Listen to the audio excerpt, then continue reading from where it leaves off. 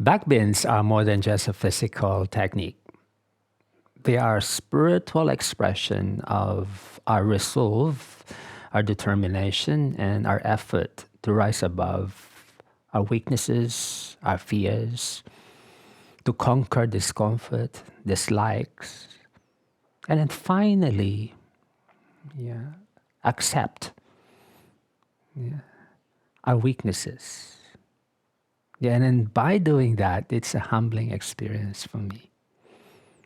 Backbends weren't my strong points. Until now, I still find backbends the most challenging. But every time I step on the mat and it's my backbend practice, my mindset changes. I tell myself, you need to crack through the first obstacle. It's like conquering my own fear, conquering my own nemesis. It's not about outside world. Yes, backbends to open, but for you to be able to open up, you need to sort out your own limitations and weakness. And then once I've passed that first obstacle, everything flows smoothly. That's why it's an expression of our spiritual determination, our resolve, and our effort. Because we need to really put ourselves out there to hurdle that obstacle. And what is this obstacle I am talking about? Physically, it's really just opening your spine. Yeah, not everyone, for example, in the kneeling back bend, not everyone will be able to curl back so easily. And even if you're flexible, the aim of back bend is to distribute the length through the length of your spine, through the entire dimension of the spine. So, for example, you are hypermobile in your low back. It's easy to do an Ustrasana. Just limp and reach. Yeah? But this is not Ustrasana because in here, you're not actually opening your spine. Yeah. So you're limping the body. Yeah. You relax the body in the way that there's no awareness. And then I've seen many times in my classes, especially people who are hypermobile, reaching is easy for them, but to open the spine in its entire dimension is not easy. So back bends, so you need to lift first to the vertical. Yeah, so like from your knees all the way up to your body part can reach high above you to the vertical axis. Yeah, pull in, flatten. All right, and then this alone is no easy task. Yeah, because kneeling back bends, Ustrasana, you don't have the hands to push. Your knees are not capable of pushing as much as your hands and your other body parts. So in here, you have to trust your inner awareness of the core of the breath and lifting you up.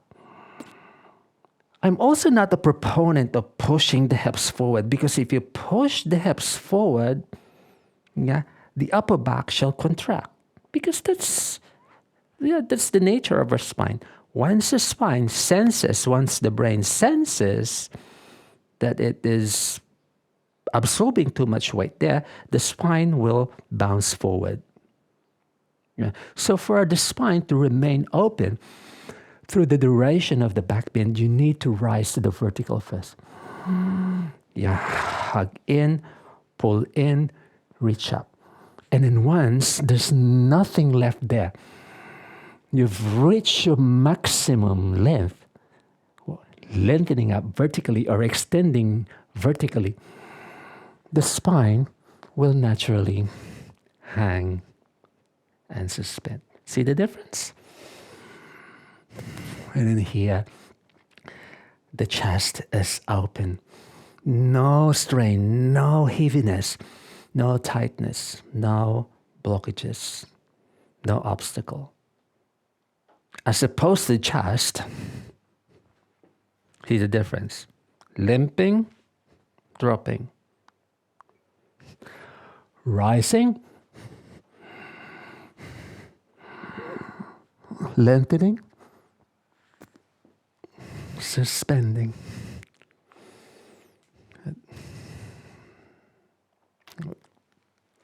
So, it's no easy task to be able to learn how to access those bracing mechanisms within you. All right. Takes really time. Yeah, but as I mentioned, once you've cracked through that first obstacle, everything is as easy as you practice. Okay. And then this has led me to also understand the complexity of the practice.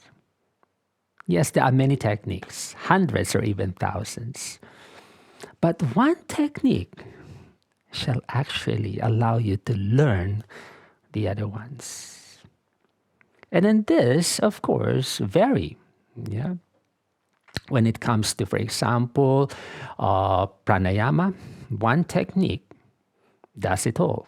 And that's the Nadi Shodhana. By growing the Nadi Shodhana, your kumbhaka, other pathways shall open up within you.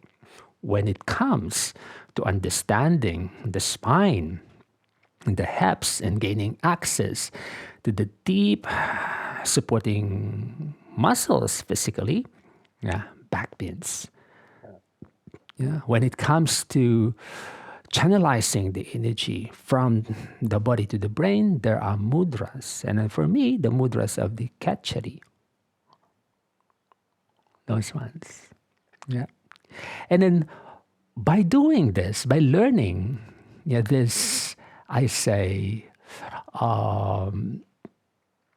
herald ones, herald being the major component, you'll be able now to distinctively practice specific techniques only. Yeah, so for me, back bends, inversions, channelizing the energy mudras, and pranayamas. Yeah, and then the other things are there just to connect them. Like, for example, the flow, to build strength. Yeah, if you prefer still doing those strong vinyasas, therefore, you can still practice them. But when it comes to deeper requirements of meditation, distinctive ones only. Ustrasana.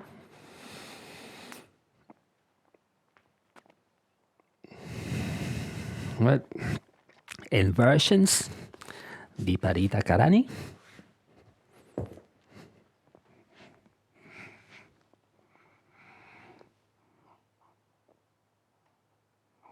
This one. Some sitting postures. Yeah. For your pranayama, sukhasana, or the siddhasana. Yeah. And then your favorite ones. I still enjoy the practice of arm balances because that's my physical training program. Yeah. But not required anymore. Yeah. So really distinctive techniques needed for us to have a meaningful and complete practice. Beautiful. I'll see you in the next one. Namaste. Bye-bye.